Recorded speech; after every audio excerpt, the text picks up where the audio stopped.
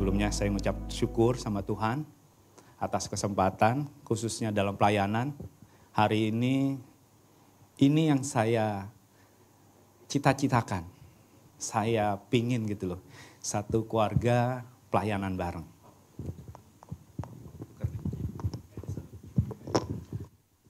Ya, hari ini yang seperti pernah saya katakan, saya, istri saya, anak saya semua pelayanan. Ini bagi saya anugerah yang luar biasa. Karena saya selalu mengajarkan anak-anak, saya nggak punya sesuatu yang bisa saya berikan lebih, apalagi harta. Tapi saya punya iman kepada Kristus. Itulah legacy saya kepada anak-anak. Biar ke depan saya merasa selesai. Tuhan sudah cukup baik dalam hidup saya. Ya, hari ini luar biasa saya dikesempatan khususnya untuk GKI Home di bawah pembalaan Pak Irwan. Makasih Pak Irwan. Kesempatan ini luar biasa. Bagi saya ya, ini suatu hal yang dahsyat gitu loh. Nggak ada yang sia-sia ikut Tuhan. Amin. Ya, hari ini masih dengan tema yang sama. Masih dengan tema yang sama menjadi pijakan yang kuat ya. Dari minggu pertama, minggu kedua, minggu ketiga hari ini. Tapi sebelum saya masuk firman, saya boleh ya perkenalkan diri saya. Mungkin yang di rumah juga yang nonton Facebook. Banyak orang, itu siapa sih pendeta yang cengar-cengir dulu ya. Ya kan, banyak pendeta di JKI Home gitu. Cuman kan ada yang ciri khas ya. Kalau yang cengar-cengir ini pasti nih Pastor Robi gitu ya. Ya. Nama saya Robi C. Aditya, dari namanya udah ketahuan ya, keturunan Belanda ya. Ya, Robi C. Aditya gitu loh. Biasa saya panggil, banyak anak panggil Om, Pak, Pastor, terserah lah gitu loh. Yang penting masih ada etikanya ya. Jangan nanti mentang-mentang kita deket, kurang ajar ya. Kan gak mungkin saya panggil Pak Hartono, biasa panggil Pak Hartono, no, apa kabar kan gak enak ya. Bener gak ya? Semua kita orang punya etika ya hari ini. Sama-sama ya mungkin Pak Denny kenalnya, itu Pastor Robi gitu ya. Dari omongan, pembicaraan ya. Kalau sehari-hari saya kerja sebagai marketing, printing lah. Di luar sana mungkin kalau saya boleh promosi, KTP Anda itu perusahaan kami yang cetak. STK Anda itu perusahaan kami yang cetak. Jadi hal-hal yang berbau printing lah. Ya, mungkin kosmetik Anda itu boxnya juga dari saya. di kantor itu semua printing gitu loh. Ya, itu sedikit perkenalan saya. Jadi besok-besok jangan sampai itu siapa pendetanya gitu JKI Home nggak kenal kan nggak lucu ya. Mungkin bro sebelah Pak Denny saya juga belum kenal ya. Udah baru 2 kali ya. Ya puji Tuhan kita satu saudara dalam Tuhan ya. Jadi besok-besok kalau ketemu di luar jangan canggung ya. Kita ini ditegur sapa. Kadang-kadang banyak orang kenal di gereja, di luar nggak mau kenal, itu yang bingung saya. Tapi puji Tuhan di sini kita home. Ya, home itu tahu nggak sih? Rumah, lebih dari rumah gitu loh. Kalau di sana mungkin rumah ibadah biasa, tapi ini JKI Home ada home-nya itu ada kekeluargaannya. Amin. Ya. Itu singkat dari saya. Saya nggak panjang lebar. Ini biarlah jadi perkenalan yang berkesan. Amin. Ya, kita masuk ke firman Tuhan. Pagi hari ini menjadi pijakan yang kuat. Judulnya, temanya pijakan yang kuat. Diambil dari Mazmur 18 ayat 3. Sesimpel itu, Markus 18. Siapa yang sering baca Alkitab? Mazmur. Untung Pak Irwan mengingatkan. Saya nggak ngeles Pak, mohon maaf Pak. Biasa saya ngeles kalau ditegor gitu kan. Ya hari ini saya mengakui salah.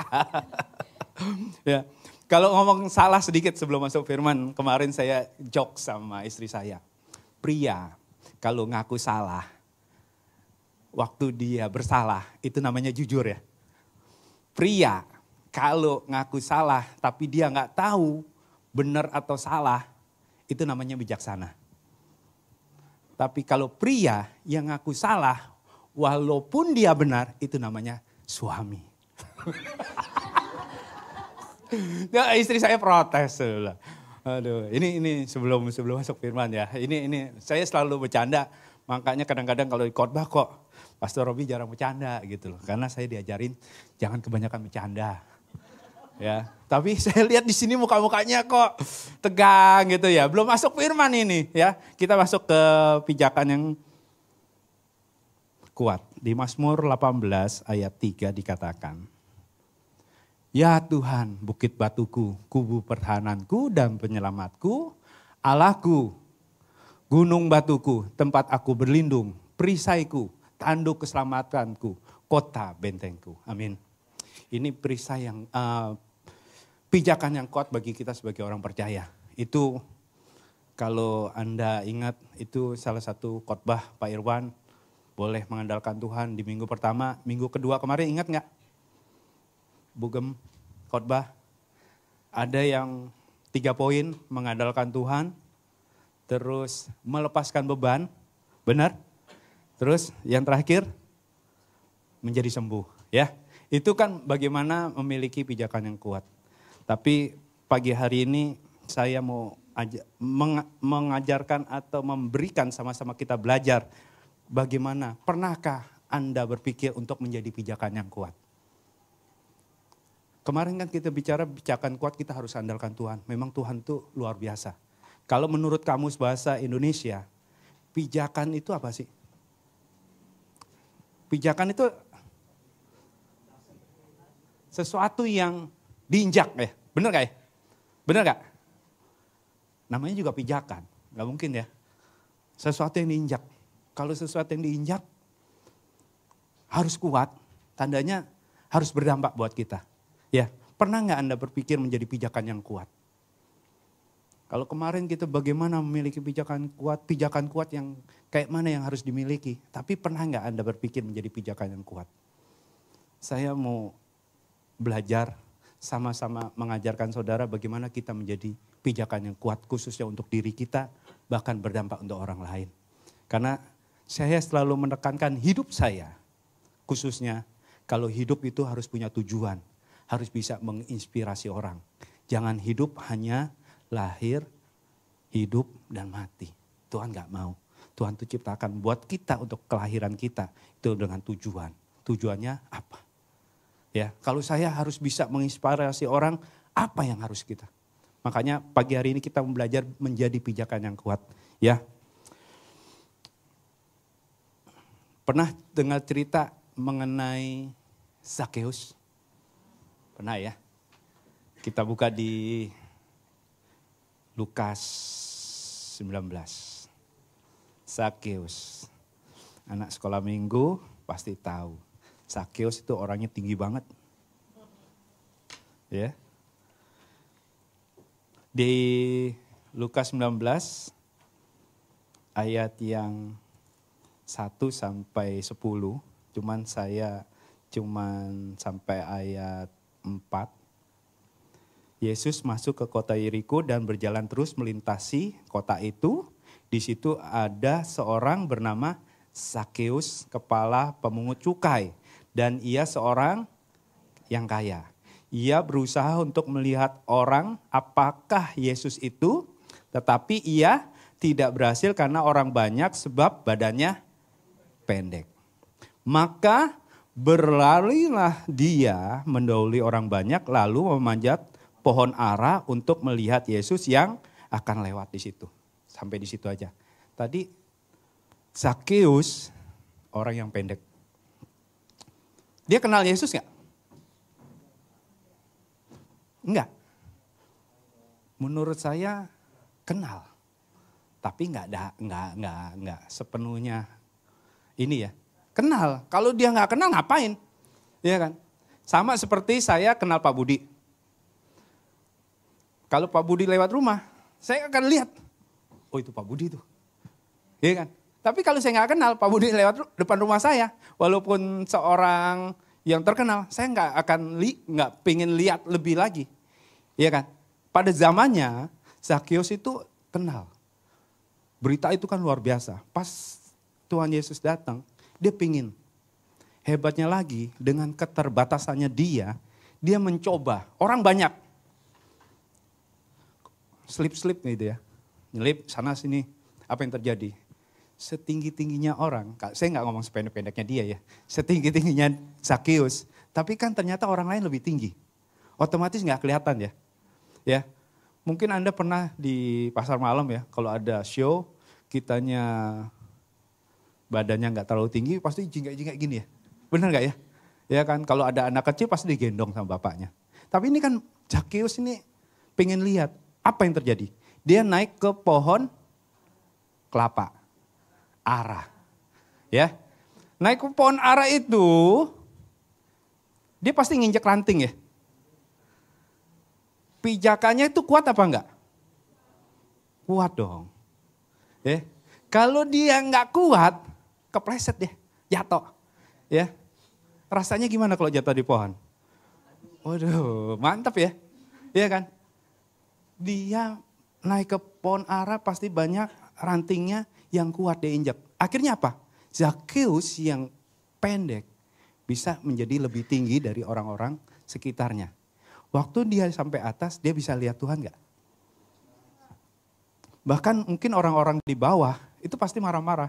Zakheus lu ngapain naik-naik? Tapi karena injakannya itu kuat, dia nyaman aja di atas kan. Bodoh amat deh orang lain, syukurin deh. Ya enggak? Gue bisa lihat, kasarnya kan begitu. Amin. Setelah dia Zakheus di atas, Tuhan Yesus panggil, Zakheus turun. Saya mau makan bersamamu di rumah. Ya, singkat cerita kan makan bersama, akhirnya menikmati. Ya, dalam hal ini saya mau mengajarkan bahwa ada pijakan yang kuat bagi Zakheus untuk naik ke atas. Amin. Yang hal yang menjadi di bawah, dia menjadi tinggi. Waktu dia udah di atas karena pijakannya kuat, dia bisa menikmati setiap prosesi kejadian yang di atas. Itu bicara masalah nyaman untuk terima berkat. Setelah terima berkatnya, dia boleh jadi berkat bagi banyak orang. Itulah kita. Kalau kita mau jadi pijakan yang kuat, kita pun bisa membuat orang yang dari bawah bisa naik. Amin. Kita kalau jadi pijakan yang kuat, kita akan menjadi tempat untuk orang-orang bisa mengalami berkat seperti kita. Seperti halnya jemaat di JKI Home, kalau ada masalah bisa tanya Pak Gembala. Bisa konseling. Ini menjadi tempat yang nyaman. Ya. Setelah itu apa? Kalau kita sudah bisa menikmati berkat, Zakheus pun bisa jadi berkat bagi orangnya. Terakhir dia bilang, siapapun yang mengalami apa yang dia lakukan, dia bilang kan dia peras, dia akan ganti. Itulah kita. Kalau kita punya pijakan dan menjadi pijakan kuat, kita akan jadi berkat bagi orang lain. Amin. Siapa dari kita menjadi pijakan yang kuat? Khususnya untuk kita dan untuk orang lain. Menjadi pijakan yang kuat tuh gak enak loh. Benar gak? Namanya juga pijakan. Pijakan tuh diinjak loh. Orang, gak usah jauh-jauh. Ada orang dari saudara ikut ke Jakarta mau cari kerja.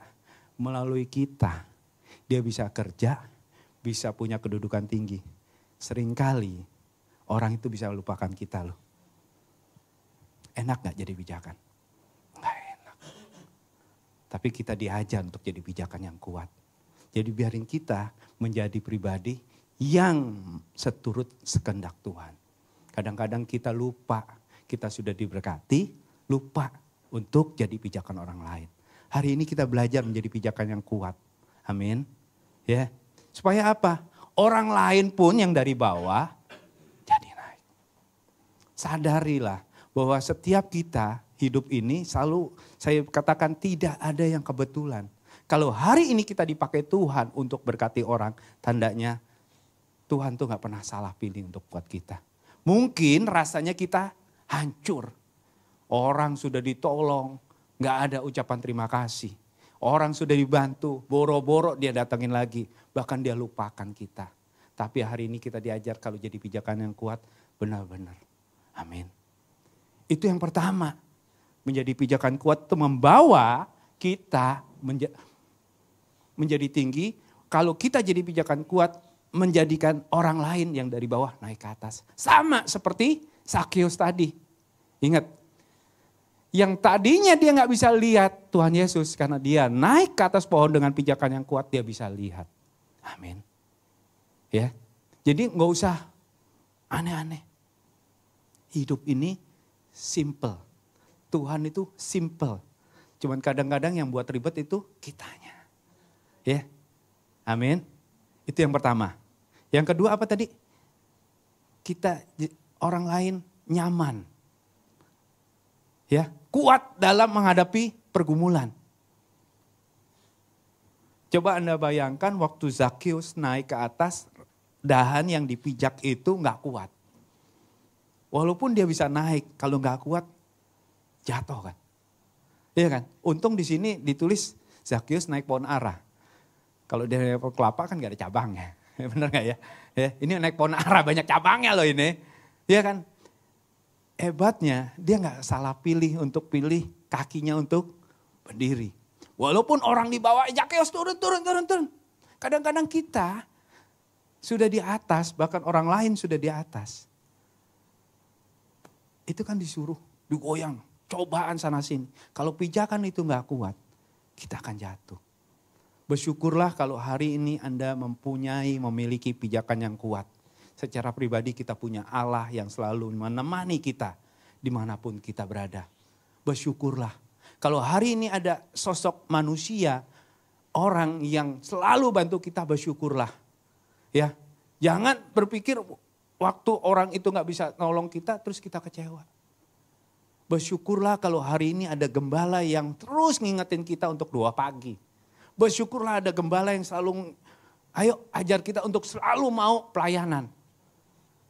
Kenapa? Nggak usah mikir yang aneh-aneh. Kita sendiri bisa berdiri teguh dalam pergumulan. Siapa tahu Tuhan pakai dia untuk tolong kita. Amin. Itu yang kedua. Yang pertama apa tadi? Jadi dari bawah ke atas. Katanya Tuhan selalu membuat kita anaknya menjadi kepala bukan ekor.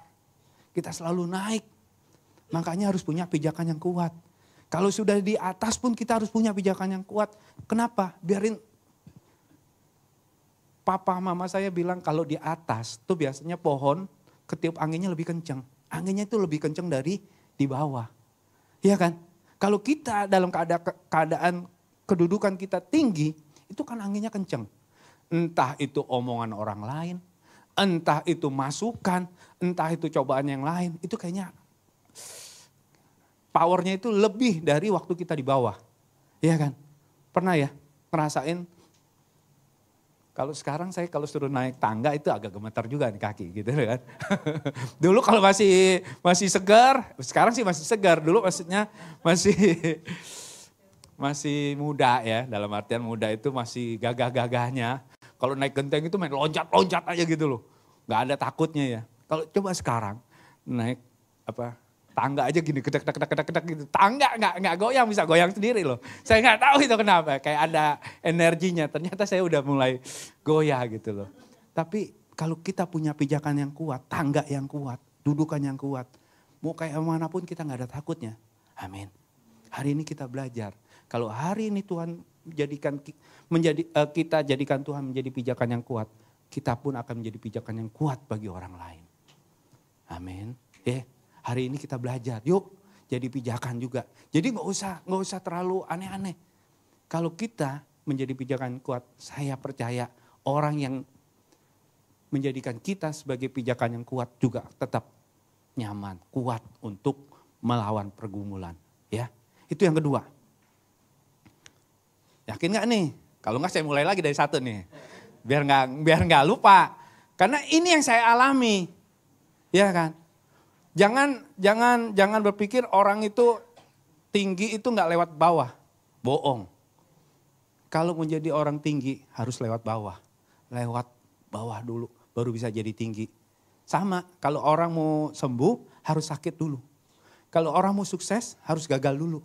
Bagaimana kita bisa bilang kita sukses kalau kita nggak pernah ngalamin namanya kegagalan? Gimana kita rasanya bilang kita sembuh kalau kita nggak pernah rasanya sakit? Kalau Anda mau jadi tinggi, ya mulai dulu dari bawah. Ya, hari ini kita belajar, ini baru 2. Yang ketiga tadi apa? Belum. Yang ketiga. Ini semangat nih pastor.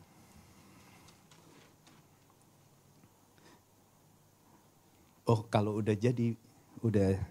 udah mempunyai pijakan yang kuat, kita jadi berkat. Kalau kita menjadi pijakan kuat, orang yang di atas pun akan sama. Menjadi berkat bagi orang lain. Seperti Zakheus tadi, sudah di atas, apa yang terjadi? Ada pertobatan sehingga dia boleh jadi alatnya Tuhan. Ya.